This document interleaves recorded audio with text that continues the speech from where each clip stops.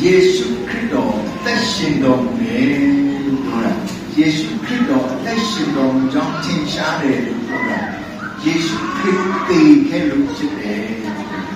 တည်ခဲ့တာမရှိဘူးဆိုရင်ပြန်ရှင်လာတဲ့အသက်တာလည်းမရှိဘူးအဲ့ဒါကြောင့်ယေရှုခရစ်တော်အခုအသက်ရှင်တယ်လို့ပြောခဲ့တာကအရင်ကယေရှုခရစ်တော်ကဖြစ်သွားခဲ့လို့လေတည်သွားခဲ့လို့ဖြစ်တယ်ပြောလို့ဖြစ်တယ်အဲ့ဒီလိုပဲ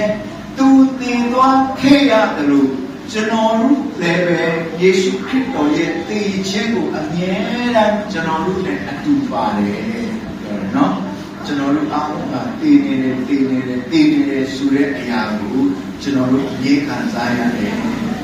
အဲ့ဒီဟာမကဘူးယေရှုခရစ်တော်ကအသက်ရှင်လာတယ်လို့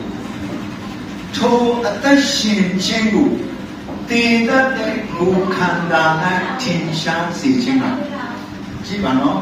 ယေရှုခရစ်တော်သက်ရှင်ပြီဆိုတာအခုကျွန်တော်တို့မမြင်ရဘူးလေသူကကောင်းကင်ကိုတက်သွားတာဒါပေမဲ့သူအသက်ရှင်နေဆိုတဲ့အရာကိုတက်တည်ပြဖို့ကကျွန်တော်တို့ဖြစ်တယ်ဘယ်သူတွေဖြစ်လဲကျွန်တော်တို့ဖြစ်တယ်အဲ့ဒါကြောင့်ဘယ်မှာပြရတယ်လဲဆိုသင်တတ်တဲ့ကိုယ်ခန္ဓာထဲကနေယေရှုခရစ်တော်အသက်ရှင်နေဆိုတဲ့အရာကိုပြဖို့ဖြစ်တယ်ဒါကြောင့်ကျွန်တော်တို့ရဲ့ကိုယ်ခန္ဓာဟာတည်ခြင်းကိုအစဉ်မပြတ်အနံ့ခြင်းခံရတယ်အမြဲတမ်းတက်ခြင်းခံရတယ်အမြဲတမ်းတည်ခြင်းခံရတယ်ပြောတာငါတို့ကိုယ်ခန္ဓာကအဲ့ဒါမှငါတို့ကိုယ်ခန္ဓာတည်မှပဲယေရှုခရစ်တော်ငါတို့အထက်ကနေအသက်ရှင်တယ်ဆိုတာလူတိုင်းမြင်လို့ရတာဖြစ်တယ်လူတိုင်းတွေ့လို့ရတာဖြစ်တယ်ဆိုတာဒါပေမဲ့ငါတို့ကိုယ်ခန္ဓာ၌ထင်ရှားတဲ့ခြင်းကငါတို့ကိုယ်ခန္ဓာမှာတည်ခြင်းလက်တော့အစဉ်အနှံခံရတယ်လို့ပြောရင်ကိုယ်ခန္ဓာလို့ပြောရင်ဒီမြင်ရတဲ့ကိုယ်ခန္ဓာကိုတည်ခြင်းနဲ့ကိုအနှံတယ်လို့ပြောချင်တာမဟုတ်ဘူးကိုယ်ခန္ဓာဒီကိုယ်ခန္ဓာကိုဥဆောင်တဲ့ပုဂ္ဂိုလ်ဟာဘယ်သူဖြစ်မလဲစဉ်းစားကြည့်ကျွန်တော်တို့ရဲ့ကိုယ်ခန္ဓာကိုဥဆောင်နေတာဘယ်သူဖြစ်မလဲကျွန်တော်တို့ရဲ့စိတ်ပဲကျွန်တော်တို့ရဲ့စိတ်အဲ့တော့ကျွန်တော်တို့လှုပ်ချင်တယ်လို့လုပ်ကြတာလေနော်ကျွန်တော်တို့ဒီဘက်ကိုသွားချင်တယ်ဆိုရင်အဲ့ဒီကိုသွားတယ်ဒီဟာဝယ်ချင်တယ်လို့ဆိုရင်အဲ့ဒါကိုဝယ်တယ်အဲ့ဒီလိုကျွန်တော်တို့ရဲ့စိတ်ကကျွန်တော်တို့ကိုဥဆောင်တာအဲ့ဒါကြောင့်ကျွန်တော်တို့ကိုယ်ခန္ဓာကိုအသေးသက်ခြင်းမှာလို့ပြောရင်ကျွန်တော်တို့ရဲ့စိတ်ကိုဖြတ်စည်းမှုကျွန်တော်တို့ရဲ့စိတ်ကိုတည်တော်မှုအတွက်ဘုရားရှင်ကမာရုကိုအမြဲတမ်းတည်ခြင်းလက်ကိုအနံ့တယ်ပြောတယ်အဲ့တော့ဘုရားသခင်ကကျွန်တော်တို့ကိုဘယ်လိုတည်ခြင်းလက်ကိုအနံ့တယ်လို့ပြောရင်လက်ဝါးကတိုင်းမှာကျွန်တော်တို့ကိုအနံ့လက်ဝါးကတိုင်းမှာအနံ့အဲ့တော့တည်သွားပြီဆိုတဲ့ပုဂ္ဂိုလ်ဟာ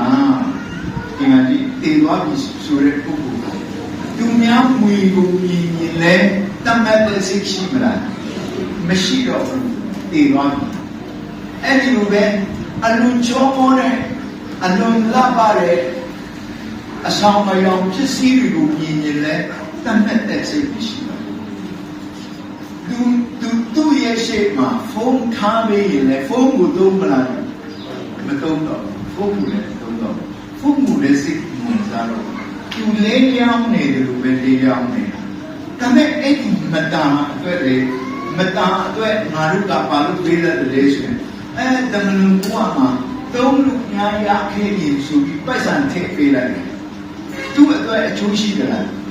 ဘာမှမရှိဘူးအရှုံးတက်တဲ့ဖြစ်တယ်သူမသိရင်ကလေးမှသူများကြည့်ရအောင်ဆိုပြီးတော့အဲ့ဒီမတာဘူးတနခါရီလိမ့်ပေးတဲ့နှခမ်းကြီးတွေလိမ့်ပေးတဲ့ဆိုပေမဲ့လည်းအဲ့လိုလိမ့်ပေးရင်လည်းသူ့အတွက်ထူးခြားတာမထူးခြားတာဘူးဘာပဲလုပ်တမျှအရာအားလုံးဟာအရှုံးပဲဖြစ်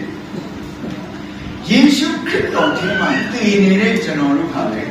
ကျွန်တော်တို့ကြိုးစားပြီးကျွန်တော်တို့ကိုယ်ခန္ဓာအတွက်ဖြည့်ဆည်းနေတဲ့အရာတွေအားလုံးဟာအရှုံးပဲဖြစ်အရှုံးပဲဖြစ်တင်ကြိုးစားတဲ့မျှဟာအရှုံးပဲဖြစ်